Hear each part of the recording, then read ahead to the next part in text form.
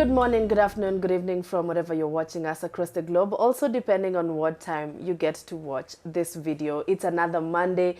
Thank you so much for being here. Please, notification gang, I'd love to know where you're watching us from. So, comment section, iko hapa. Now, if you've not subscribed, sijui aki, sijui, you're missing a lot, but it's not too late for you. Please hit the subscribe button and hit that notification bell so that whenever we upload anything, you get a notification and you join our notification gang. Now, today on the set, we are talking about motherhood. We always do that, and I know motherhood is very tough.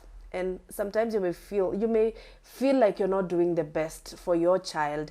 But if this gives you any form of consolation, just remember that in your child's eyes, you are the best to ever do it. If you feel comfortable now with me saying that, just believe that mtoi wako anajua wewe ndo ule MC, okay? So today on the show, I have a friend of mine. Her name is Marcie. Of course, I'll let her introduce herself, but we are talking about absence seizures. There's so many things as a mother or even as a person generally, we don't know. There's so many conditions out here and they actually do have names. When the first time she told me about it, I was like, yo ni nini? I had never ever heard about anything to do with absence seizures. So I'm gonna let her introduce herself and of course tell us her story. Karibu Marcie. Hi Nana. Hi.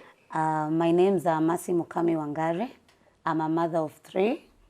I'm a wife to 1. I'm a fashion designer with a fashion label, Mashelele Designs. I also do events, Shaliza events. Yeah. And of course, let's welcome our guest clinician because Ruby is still not feeling well. Lakini Ruby manze pona haraka tumekumiss pia, but let's welcome Salomen Deto. Thank you very much. My name is Salomen Deto. I'm a cardiac clinician and happy to be back. Asante sana. Thank so just you. want us to take us through the journey of you experiencing absence seizures. Absence seizure, like I keep on saying, it's not an easy thing to deal with.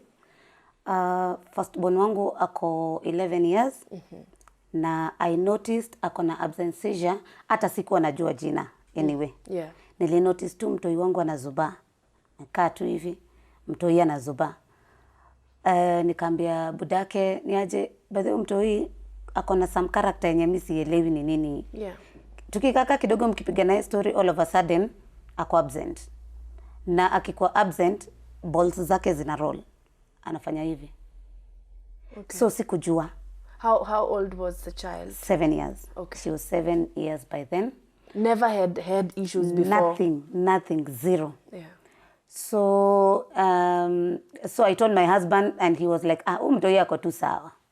So one day tulikuwa tumeenda hii Churchill show. My daughter is a dancer. Napenda sana kudance. Yeah. So tulikuwa tumeenda Churchill show. Na cause nilikuwa nimenotice ako na hiyo issue. Vile alipanda kwa stage kudance, nilipanda na yeye.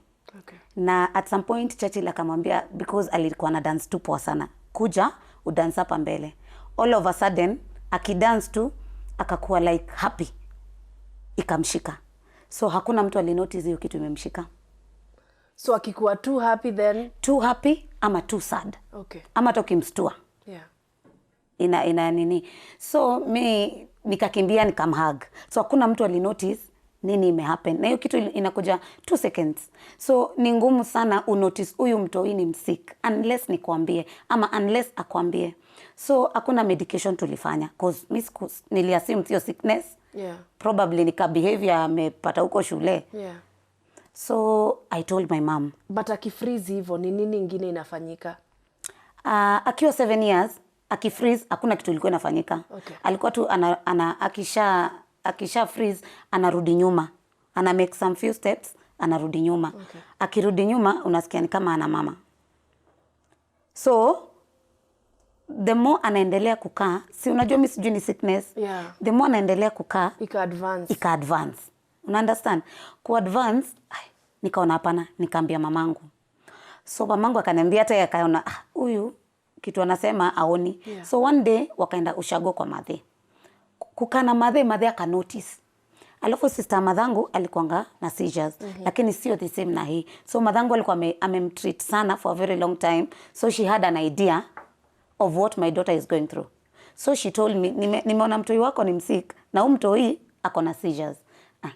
Nikamwambia iwezi. Akachukua mtoi akampeleka hosi kama sijui na kama siko. So kwenda hosi akaandikiwa madawa Finobab. Akaanza kukunywa Finobab. Hakuna anything. Hata sometimes siko anampea. Yeah. Cause me hadi saizi at that time si understand hii ni ugonjwa. Yeah. Aje saa mtoi wangu hakuna kitu ashaidu. Yeah. Hajaianguka. Lakini sikuwa najua, unajua watu hata wanaanguka huko nje na wewe haujui. Na mtoi atakuja kusema alianguka. Cause seizures zinaletwa na vitu mingi. Yeah. So akapeleka mtoi akapewa phenobarbital akakuwa kikunywa for like 3 months. Sikuwa na change. Na sasa hiyo umeambiwa unafaa kuona change after 2 weeks. Yeah. Sikuwa na change. Nikampeleka hosi.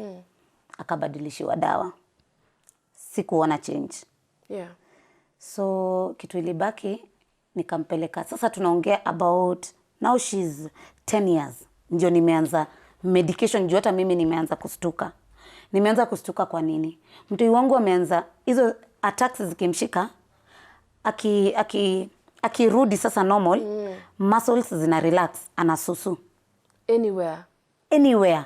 Shule, kwa barabara, kwa nyumba, anywhere. So your time, hiyo ni age gani sasa? 10 years. 10 years. 9 years hakuwa na susu. Alikuwa tu sawa. But sasa vile niliona ameanza kususu, nilistuka, ndio nikaanza serious medication. Yeah. Nikampeleka Macha General. Daktari akamwona, daktari wa watoto, akaandikiwa dawa. Nikampeleka hosi tena. Nikaenda kutafuta hizo dawa. Trust me, tulitafuta hizo dawa Kenya mzima, mimi sikupata hizo dawa. Na hizi dawa hakuna. Ile kitu inapatikana ni injection ya hiyo dawa. Yes. Nikamrudisha hosi tena. Kumrudisha hosi akaandikiwa dawa zingine zinaitwa Epiline. Sasa Epiline, na alikuwa shapigwa picha mingi sana za brain ndio waone seizures zinaletwa na nini hivyo. Yes. So akaandikiwa hizo Epiline. Can you imagine hizo Epiline akikunywa venye alianza kukunywa after 2 weeks mtoi wangu seizures zilipotea na zikapotea hadi saa hizi. Yeah. Sijaiona hizo seizures. So anytime napata house girl mgeni, nimekuwa nikimwambia mtoi wangu anakuanga msick, na akiwa msick attacks zikimshika, this is what you do. Yeah. So huyo new house girl niko naye hajaiona hadi yeye uniuliza, sasa huyo mtoi unampeanga dawa za nini? Na God amekuwa mso sana kwetu because saizi mtoi wangu ako boarding. Shule yenyewe boarding, hakuna mtu ashaiona hizo seizures. Na though lazima kunywa dawa, na hizo dawa ni strong. Anakunywa 2 jioni, 2 asubuhi, and they are too expensive. How much are we talking about? Dawa moja vile nilianza kubai nilikuwa na buy 50 bob tembe moja. Yeah. So every day alikuwa anakunywa 400. Yeah. Not 400, 200. Sabu Sabu ngori. Okay. Alikuwa anakunywa 200 every day. But unaona 200 every day sio pesa kidogo. Si kidogo. Hiyo ni dawa tu. Hiyo ni dawa tu. Na so hadi saa hizi anakunywa hizo dawa na haezi acha kuzikunywa na haezi kabila. So is that gonna be forever? No. Wanasema at some point wataenda wakireduce dosage. Okay. At some time wanaenda dosage, ataanza kunywa 3, 2, akunywe 2, akunywe 1 hadi aache kukunywa kabisa. Yeah. Kuna sometimes waliniambia watampatia time hata kwa na kunywa hizo dawa at all. Na hizi seizures vile walinimake ni understand ni they call them petite, ni za watoto. Yeah, petite mal seizure. Exactly. Yeah. Ni za watoi. So na the mom mtoi ana grow, anazi outgrow. Yes. But kuna wale pia uanga hawa outgrow. Hizo seizures zina change into other seizures. Yes. Oh, so zinaweza advance from They easy can. to... Yes, they can. But tutaongea na Salome atuambie the difference between the seizures and epilepsy. But before that, Ebu, take us through the first time ulienda kwa daktari and they had to break it down to you like mtoi wako atahave kukunywa dawa, hako mgonjwa. I cried. I cried. I remember I have a friend by the name Lucia. Yeah. Time nilinotice huyu mtoi ni msick, even before hata siku notice ni msick. Vile tu nilianza kuona hizo attacks. Yes. Nikamwambia by the way, mimi mtoi wangu kuna vitu anafanya na hizi vitu ni kama ni abnormal. Yeah. Nikaanza kumexplainia, akaniambia wewe tumuombe. Cause sisi hatuko tunaona kama ni sickness. Mimi hata nilikuwa nafikiria probably nilikuwa na house help mwenye maybe alikuwa anamstua, anamchapa. But vile tuliendelea kukaa ndio nilinotice hizi vitu zina advance. Then nikarudi tu kwa ule best yangu nikamwambia, nikaanza kulia. Akaniambia hapana, wewe enda uambie Sticky is my husband. Enda umwambie uone mtafanya aje. Yeah. So I told him, my husband, hata yeye unasikia kitu, hata mimi mwenyewe, even my own mama, kuna mtu alikuwa na believe. Yes. Una understand? Mpaka ukae na huyo mtoi ndio ujue huyu mtoi ni msick. Yes. Attacks zinaweza mshika akiwa amekaa hivi na akirudi hivi ishaisha. So uta notice aje? Yeah. Mtu mwenye amekaa hapa ata notice aje huyo mtoi ni msick. But mtoi kwenda shule like a 10-year-old. 10-year-old ni msichana mkubwa ako class 2-3. Yes. Right? So she had to be in diapers, I can imagine, because haujui attack itakuja what time. Did that happen? Yes. Mtoi wangu vile nilinotice ni msick. Okay. Nilienda shule. Na at some point hata shule alikuwa anaona kana anaharasiwa.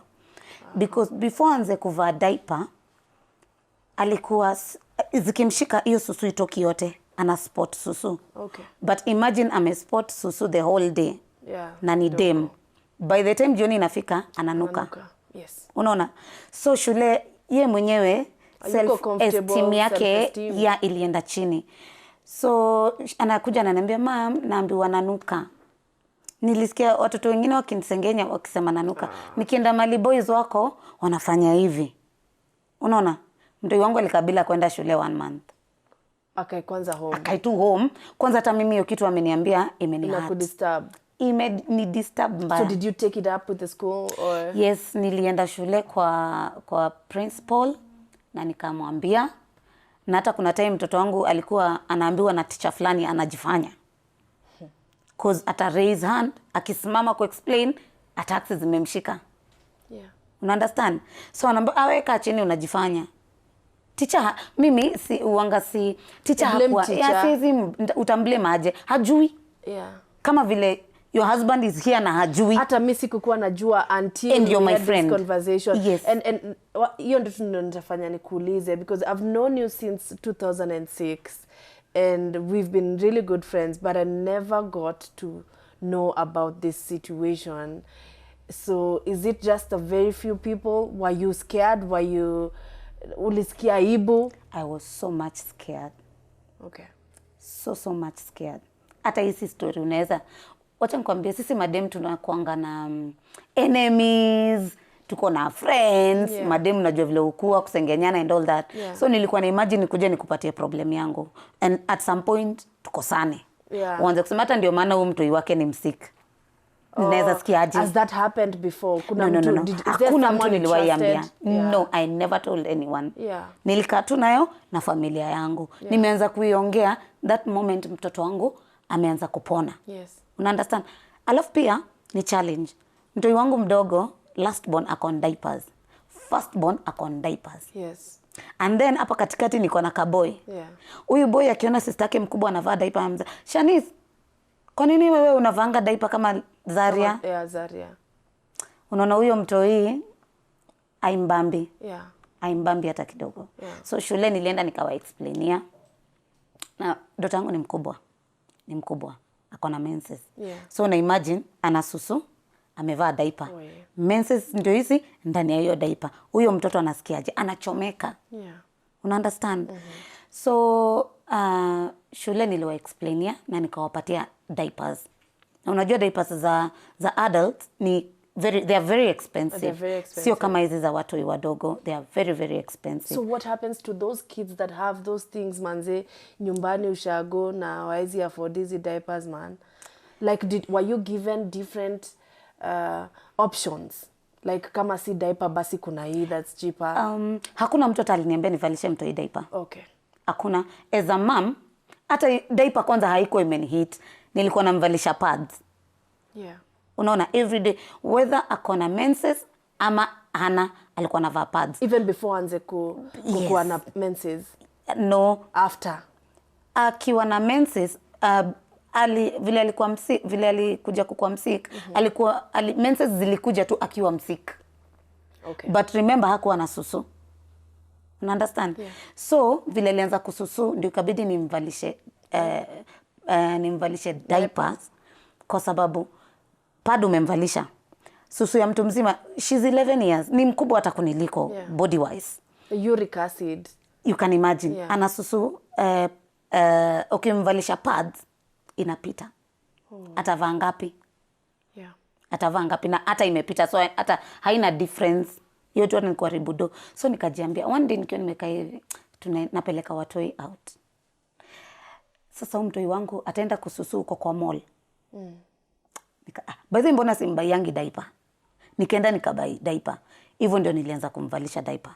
Bila kuambiwa na anyone. Yes. Yeah. And how was the challenge when it came to the dad? Because huyu ni mwanaume, ni hajawahi ona kitu kaa hii. Unajua madem saa ingine I think ni by default una adjust haraka because time haikungoji. Yeah. So how was it transitioning kuambia bwanako na yeye ku understand what is happening? There is something I love about my husband. My husband listens. Unaona, time ya first nilimwambia mtoi ni msik. Yes. Hakuona kama mtoi ni msik. And they are like this. Yeye aliassume mtoi, they are very tight. Yeah. Yeye aliassume mtoi si msik. But vile yeye alianza kuona mtoi ameanza kususu, pia alistuka. And trust me, yeye ndiye alipeleka mtoi hosi.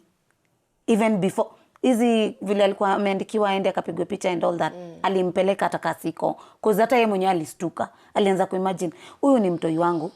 Huyu mtoi hatuwezi to discuss about other things. The only thing I can do, nimpeleke hosi, nione kama hii kitu itakuja kuisha. Cause ali Google, aka make understand seizures ni nini. Yes. Na aka understand seizures zikitekiwa right medication zoisha. So alianza medication ya mtoi haraka sana hata kama siko. Yeah. Mimi nilikuja tu haya mtoi alishaenda, akaanza medication, akapelekwa macha hivyo. Yeah. What was the worst case scenario ulishaiona na Shanice? Worst case scenario, tukiwa tumeenda place na kulikuwa pit latrine. Na mimi sikumpeleka. Alienda na the brother. So sija kumshika, I thank God, hiyo pit latrine shimo yake ilikuwa ndogo. Na mtoi wangu ni mkubwa. Alianguka, aliingiza mguu hadi hapa. Na sikujua alikuwa amevaa sandals. Si unaona umeenda kwa mtu, umetoa viatu nje. Yeah. So yeye alienda kavaa sandal yoyote hapo nje. Alikuwa amevaa sandal yangu. Alikuwa ametoa viatu zake. Kwenda kuingiza sandal yangu iliingia ndani hiyo pit latrine. I cried nana. Nishapiga hii story vile mtoi wangu amepona. Nishapiga hii story siku hizi hata si uko emotional. Yeah. Cause amekuwa poa. I cried. Nilienda kumtoa hapo. Sasa hiyo mtoi anafanya hivi na mguu moja iko ndani. Ni mkubwa kuniliko, siwezi mtoa. Yeah. The dad is not there. My son is screaming, mom, come help Shanice. Understand? Yeah. So vile ameanza kupona ndio nimeanza kupiga story. Yeah. I remember hata kuna dem moja hapa Great Wall alinicall juzi. Akaniuliza nilifanya nini mtoi wangu akakuwa poa. Juu mtoi wake sasa hata amepoteza speech. So that happens as well. Yes. Tutaongea na Salome atuambie hizi zote. But I want you to talk to a young woman or even an older woman going, akona mtoi ama labda ameona mtoi wa rafiki yake going through such turmoil in their lives. What would you advise them? Because pia wewe ulikuwa na mistakes along the way, of course, ile ya kukosa kumpeleka hosi first au unajua kwanza ni ugonjwa. So I want you to talk to those women or anyone just watching this video, uambie to what lessons you've derived from this whole thing. One thing that I have learned about seizures zinapona. Watoto wanapona.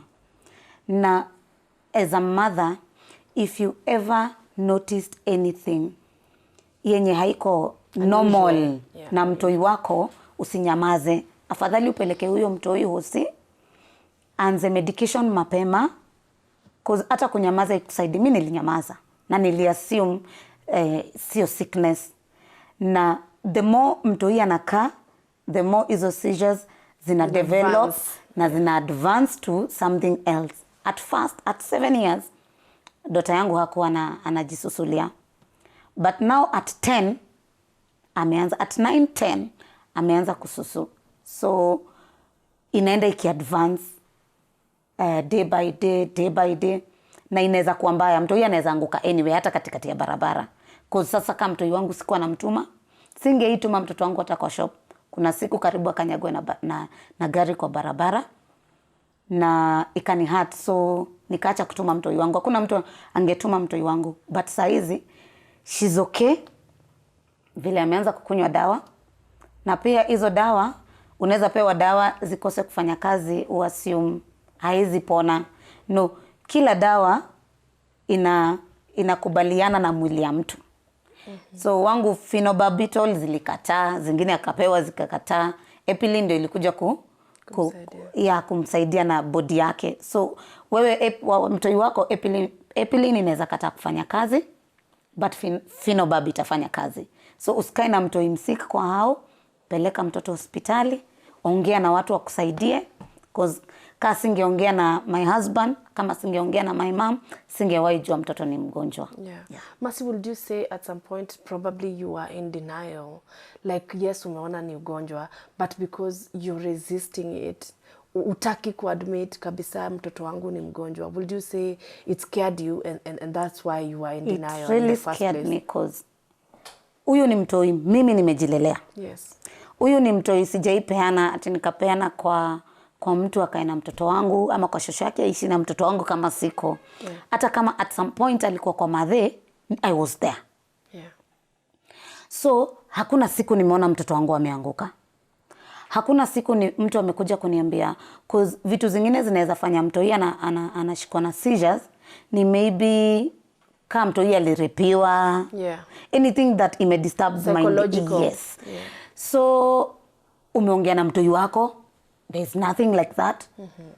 Sasa huyo mtoi utakuja lazima utakuwa in denial. Yeah. That this child is sick.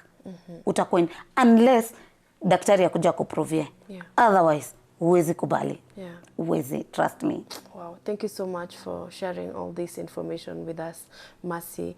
Tunaku appreciate, manze. It takes a very strong woman to raise strong kids, you know. Yeah. You have to be strong so that you pass it on to your next kids, and I'm sure to your kids so that they can pass it on to the next generation. Thank you sana. Umesaidia wamama wengi sana na wanawake na wanaume pia wenye wanawatch hii forum, but we have of course to advance tuongea hapa na Miss Salomen Deto, who's gonna tell us what exactly this thing is, right? Yeah. So basically we're discussing about petit mal. They're also known as absent seizures. We have got different forms of seizures, so maybe I can just explain a little. So we have got a febrile convulsions. So those normally happens when a child is unwell, temperatures are very high, so they're having maybe a fever of around 39 and they tend to convulse. But once that illness is taken care of, basically the febrile convulsions tends to clear. But we have got now what is referred to as seizures. So seizures, basically, it's a form of disease. We have got different types. What we were discussing is what is called petit mal. It tends to happen to children between the age of 2 to 12 years. So basically, those who are in their primary school. And what normally happens is that a child tends to just lose not really consciousness, but their alertness. It normally takes 2 to 10 seconds, maximum 10 seconds. So we tend to not to be able to pick it unless it is very repeatedly done. Repeatedly happens in a span of 24 hours. That's the only time you can be able to pick it. But 2 to 5, maximum 10 seconds, they just tend to, what she called kuzuba. Yes. So they are no longer alert, but within 5 seconds, they are back to normal. But with time, it tends to advance, so they might be having flickering of the eyelids. They might also be murmuring, what she talked about. They might also not be able to concentrate very well in class. So that's how even teachers tend to explain to parents when those things happen that your child is not attentive. Yeah. So we also have got partial seizures. It tends to affects one of the body part, maybe the lower limbs or the upper limbs. And we have the commonest, which we call generalized seizures. So we have to have jerky movements, we call them tonic-clonic, and people normally refer to it as kifafa. So that is the commonest that people tend to know. It's sad that we are not, most of us don't know about petit mal. So yes, it tends to occur to children between the age of 2 to 12 years. Within 2 to 5 seconds, a maximum of 10 seconds. And unless it happens several times in a day, you won't be able to pick it. So basically, when it comes to seizures, it's when there is an electrolyte imbalance in the brain. So the body tends to have those uncontrolled movements. But now in absentia seizures, they just lose their alertness for 5 seconds. So we have got some risk factors. Of course, there's a point she talked about a family member having it.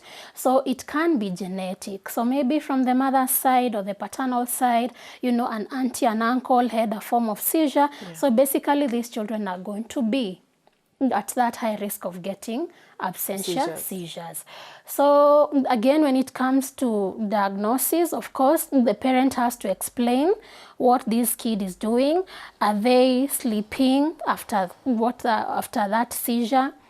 Are they losing motions, like now what she talked about, you know, passing urine on themselves?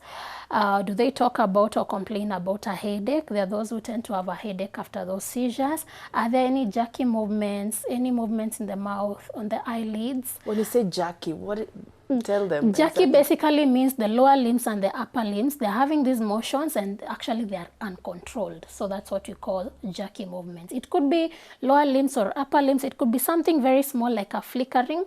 So that's why we have to be able to classify what type of a seizure are we dealing with.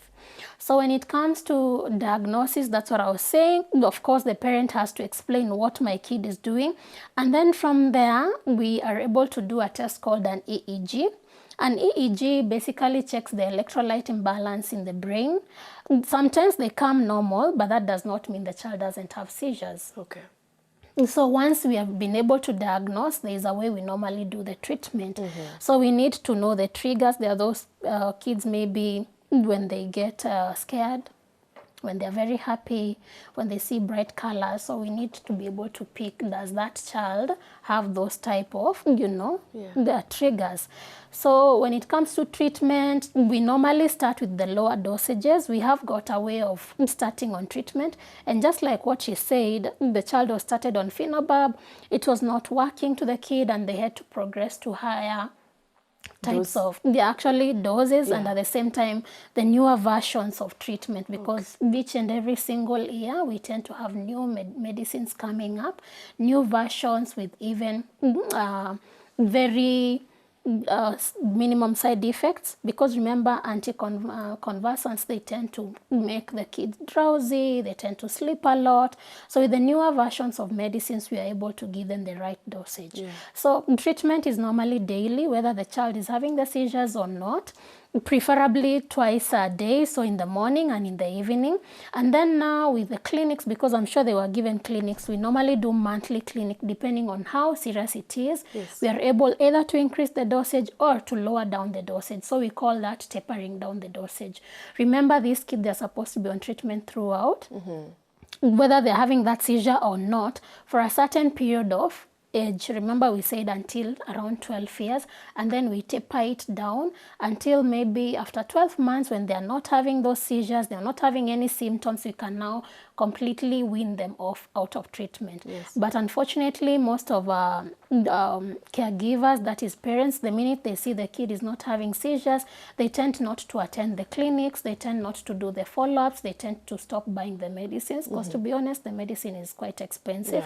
But you see, if you're not able to continue with treatment as expected, we can move now to another form of seizure. And that's what we are trying to prevent. We are trying to prevent your kid from advancing from absent seizures to now maybe partial seizures or even now the tonic-clonic seizures. Yes. So that's why we always encourage the parents. It's always good. The minute the kid doesn't have seizures, we even span those clinics to 3 months.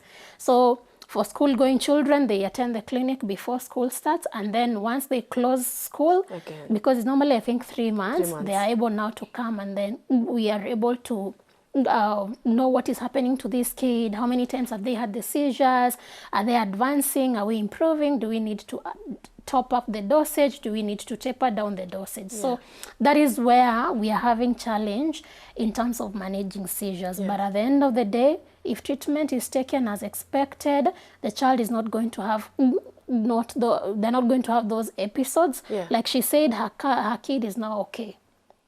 They've not been able to see those seizures in maybe a span of 6 months, of which that's the reason why we want them to be on this tablet, and then later on we taper them down and wean them off, hopefully. Are there kids that never get to be weaned off? Yes, because they can start from absent seizures to partial seizures, and then now they're having a generalized seizure. Basically, if they are now between partial and generalized seizures, they have to be on treatment throughout, because remember, like the generalized seizures, they fall down. They're having those jerky movements. They're having aura. It's like there's a certain cry. They tend also to have severe headaches. And now, you know, with the triggers, mostly these things can happen in public, maybe when you're crossing the road, or maybe you're in a very busy place, and we don't want you to have those seizures and you end up hurting yourself. We have had patients who have, you know, they fell down when they were just crossing a road and they were hit by a certain car. We have had issues of maybe they were hit on their head and they ended up getting a head injury. We have had issues of, you know, someone was cooking and because of that heat, they fell on the gas or maybe on Jiko, and you know, they end up burning themselves. Or maybe someone, a mother who is having those seizures, and maybe they were breastfeeding their kid, and when they got that seizures, definitely the kid is going to fall down. So the minute you are between partial and generalized seizures, you have to be on treatment throughout. So what we do, we just taper it down as you continue to improve. So do they affect boys and men as well? Yes, seizures actually, they tend to cut across both male and female. We don't have a preference, they tend to cut across. And what is the prevalence looking like? How many kids are suffering from this disease? Because either they're suffering and we don't get to know what exactly it is. I don't even know the worst case scenario. What are the prevalence, like the percentages, or how many kids probably are sick, how many are reported, or how many don't get to be reported even? When it comes to the afebrile convulsions, remember we talked about that. They are very common with sick babies who have had high temperatures, what we call fevers. But now when it comes to now absentias, the partials and the tonic-clonic, we have around a percentage of 5%, because remember, it's genetic. So if I come from a family where one of us, maybe a relative, have had seizures, chances of me and my siblings having a child will have seizures are also high. So about 5%. But you see, for children, we tend to miss the diagnosis because maybe the parent is in denial, tumerogwa, twende tukaombewe. So we tend to miss it until the child is maybe around 12 years, when they've moved from absentia seizures to now partial. That's when now we start running to the hospital. Oh, my kid is having this and that. And by the time you realize, they are now actually epileptic. So apart from the genes, are there other known causes of absent seizures? Brain trauma. Like, let's say if someone has been involved in an accident and maybe they got a head injury, that one actually is going to predispose one from getting seizures. Yes. But brain tumors, anything to do with the brain. So brain tumors, head injury which has resulted to a brain injury, definitely. They will have seizures. Guys, do you have any questions? Please write them down below. Guys, thank you so much. This has been so amazing. Like, you guys are doing a good job. And Salome, asante sana for being here. Asante sana for creating time and educating our people, because watu wengi wanasemanga we perish because of lack of knowledge. And you're here impacting lives. You just don't know how much you're helping. Marcie, asante sana for being vulnerable. Hii space inakuanga very safe space. We should come up with a name for it. But guys, thank you so much for watching this episode. I hope you learned something. And if you did, please don't usikue peke yako, usome peke yako. Please share with your friends, your enemies, your family, everyone. Let them know about this condition so that we can make better choices as parents and as people, as humans just living around here. Now, if you have any product that would like us to amplify and you feel it resonates with what we do and it's of great quality, please email us at kakamanagement@live.com. We will definitely get back to you. And please, if you haven't subscribed and if you watch this video and uko about to leave and you've not subscribed, I don't know what you're doing, please subscribe and let's change lives. Now, until Monday, again, it's love and goodbye.